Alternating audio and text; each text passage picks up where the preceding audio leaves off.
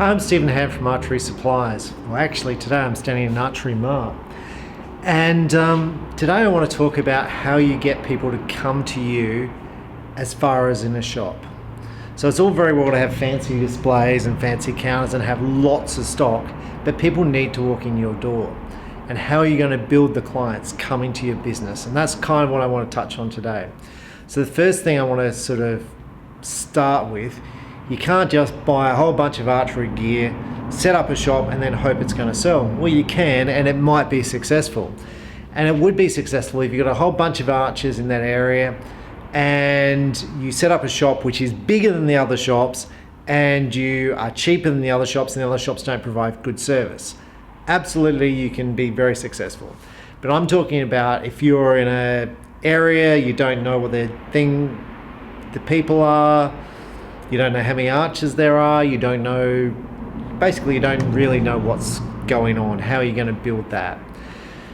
Now, Archery Mart exists in a city of 1.5 million people. It used to be run by my father years ago, and we've reset it up here. It's on a major road. I think the road carries about 1 million cars on it a day. It's the busiest road in South Australia.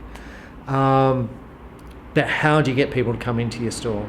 Now, the first thing, even if you don't have a major frontage store like here, you've got to get people coming to you. And how are you going to do that?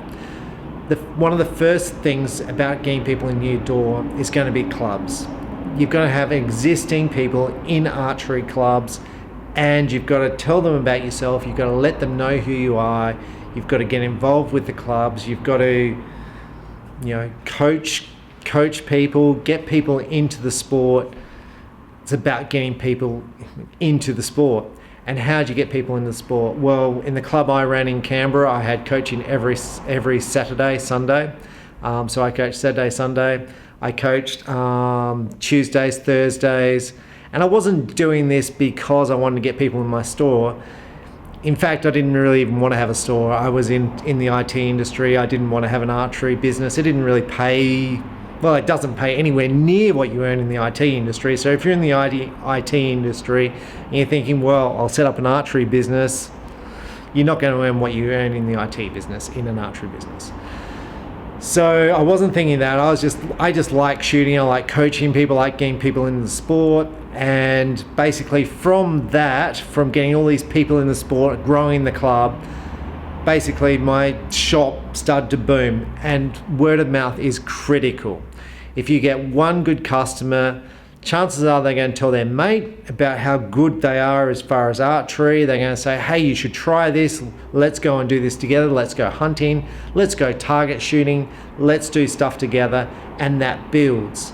So I had tradespeople, concreters, where basically the whole group of the concreters would concrete, and then the carpenters, the chippies, the people who put up the frames of houses, they would all shoot.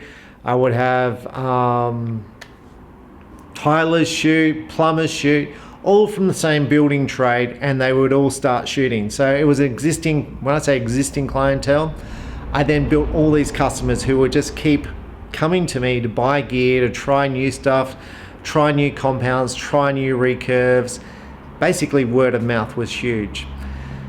So providing good service, and when I say good service, set up your bow, set up people's bows as you want your bow to be shot. It's not acceptable to say, here's the bow, go and shoot.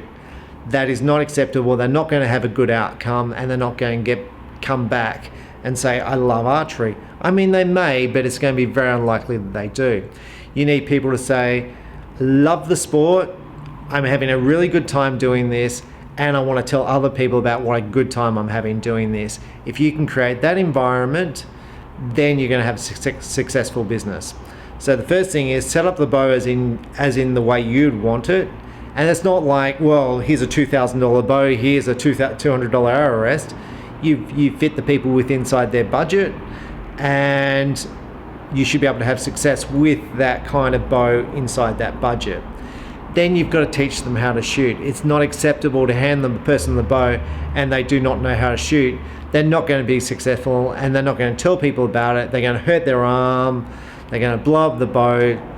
It's all going to be a mess. So you need to set up the bow as in the way you would have it set up for you, as in it's acceptable, whether it be compound or recurve.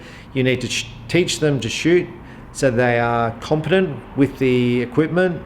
Now, I know there's many archery shops who do not do this and they're very successful, and that's because they have a big existing clientele around them. So I know shops, and I've visited about 80 shops in America. There are shops who don't even have a shooting range, and they are huge. It's because they have a huge existing clientele around them, but they're not getting people into the sport. All they're doing is selling product, they're not growing the sport. And what I'm talking about is growing your business. So the next part, if you can sell the product, teach them how to shoot, your prices need to be competitive with whatever's around, because otherwise people will get annoyed with you. Now the thing is, how are you going to attract people into the sport of archery? Now I've tried TV advertising, and I had, I'm going to say, a reasonable amount of success with TV advertising.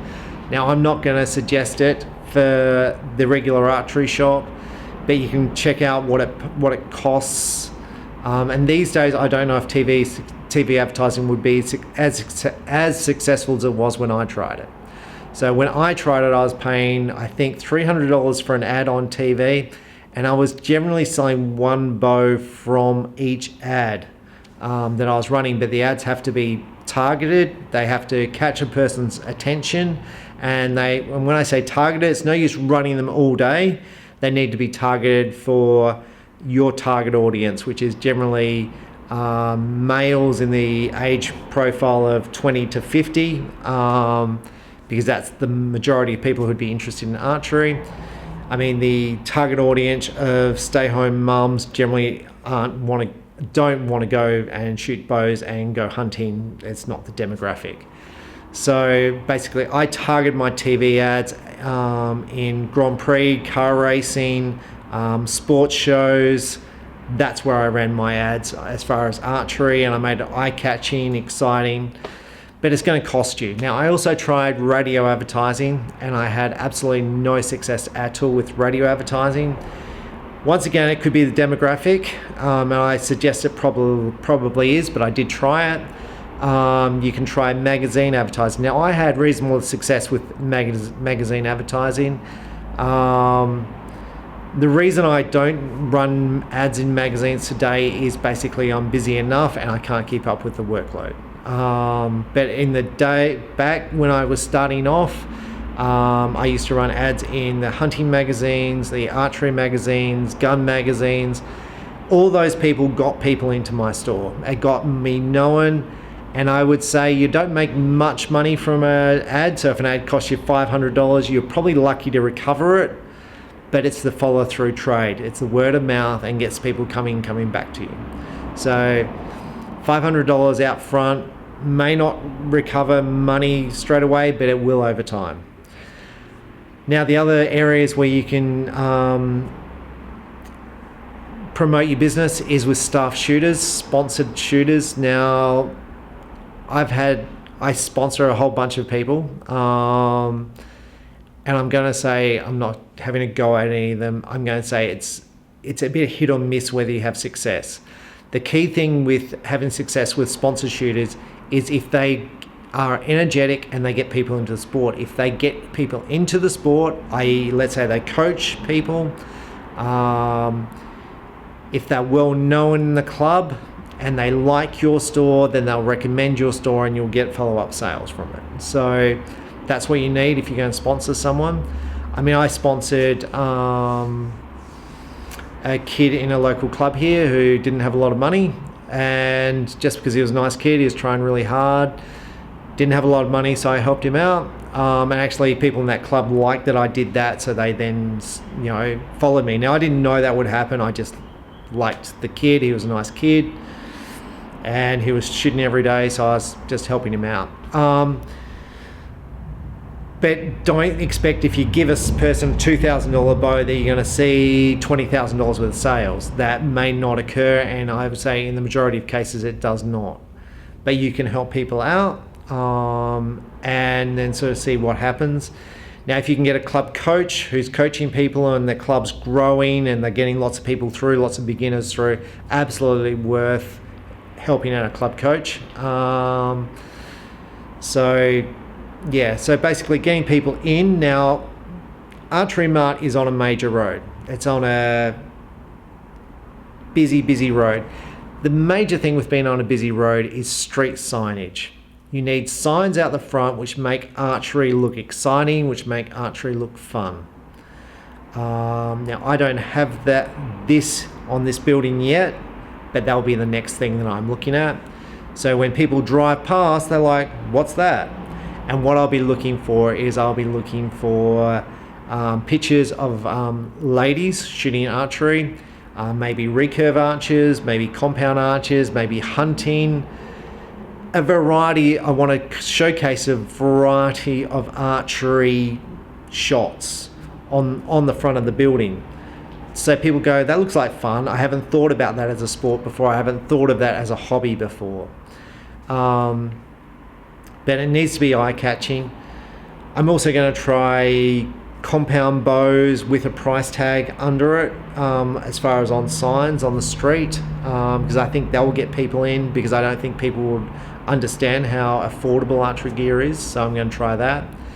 I'm going to say that when I say I try stuff, you try stuff. If it doesn't work, you go, okay, that didn't work, let's try something else. Like, I've sponsored nationals before, I've sponsored club shoots before, I've given away stuff before, and you say, did that work? Did that get people in my store? Did it get me recognized? Was there feedback from what I did to the store? If there isn't, well, then maybe you don't do it next time. So you need basically constant feedback to the store for the investment you're putting out there. Now, the other places you can advertise is social media. Obviously, YouTube is a great place to advertise. There are schools, you could go out and teach at schools. My dad did the Royal Adelaide Show, so he set up a shooting booth at the Royal Adelaide Show. I think he charged $3 to shoot 3 arrows, and he gave you a Mars bar if you hit the target. We were packed out for 9 months after doing the Royal Adelaide Show, and let's say it cost $3,000 to do the show. We were packed out for 9 months afterwards. Literally, you could not get in. It was fully packed for 9 months afterwards. So you need to make... All the other stuff still applies, that it needs to be affordable, you need to provide good service and all the rest of it, but you need to get people in the door. So with that, I think that's probably enough. There's other things you can do. You could try and piggyback on you could try sponsoring different events. Like you may sponsor the local football team. You may sponsor the school. You might, run an ad in a local school, Archery Mart, the address, hours opened. As long as it's affordable, the chances are if one person comes in, that probably makes that ad worthwhile. So what I'm going to say is, when it comes to advertising and sponsorship, a lot of people think, well, I'm a good shooter, well, I should get sponsored. Maybe. But for an archery industry like, let's say, your PSE or Bowtech or Hoyt or Elite, there's lots of other ways to promote the product. Hoyt sponsors Joe Rogan's podcast. You'll often see him with a Hoyt t-shirt on, promoting Hoyt products, promoting Hoyt shooters. Now, they would clearly, in my opinion, be paying a lot of money for that sort of coverage, because he gets heaps and heaps of viewers on his podcast. So, and he often talks about hunting, he talks about archery. So other people who run like YouTube channels and TV shows, they often get sponsored. because they draw more people into the sport. So just bear in mind that if you own a business, you've got to think, how do I bring people into my store to keep my store churning over?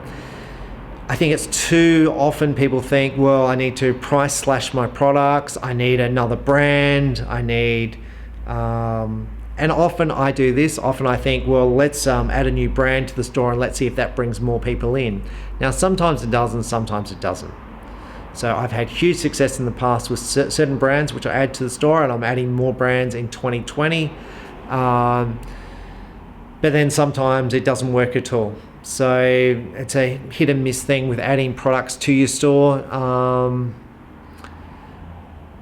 But the basics are advertise, promote your business, and provide good customer service. Word of mouth is so paramount. I cannot stress it enough. And also, when you start getting busy, you'll start to gain regular customers into your store. When you get a new customer into the store, it's not acceptable to just sit there and chat to your regular customers who are not buying, they're just chatting with you, and you let a new customer walk in and walk out without helping them. There's been many of stores who have done that in the past, where it's like there's no sales going on, they're just chatting about life, and I've seen people come in, not be helped, and they walk back out because they weren't helped. Now, in fact, in my store, I can have that happen. As far as I'll be serving someone, it might take me an hour to set up a bow. People come in and they go, well, I'm not waiting an hour. See you later. And in fact, I've had that. I've had a family come into my store, and Saturday morning, which is my busy time, and I was selling, I think, 2 bow kits, so probably 2 hours. I had everyone else in the store busy. The family walked in. They waited around for half an hour and said, well, we'll never be back in this store. I don't know who they were, but it's like, this is my busy time. And, we're busy for a reason. And so being busy is good. If the store is not busy, then there may be a reason for it. So anyway, this is a new store, so we have to go through the whole thing of building it up and trying to get it established, and try get it to a stage where it is busy, and then you're dealing with all the other issues that you can't keep up, that you're struggling with. Oh, have I got enough stock? Have I got the right products? I can't remember about this customer. What do I do with that customer? I don't have enough time in the day. How am I going to manage? All the problems to do with being busy. So I'm Stephen Han. That was my tips on getting customers into your store. Thanks for watching. Bye.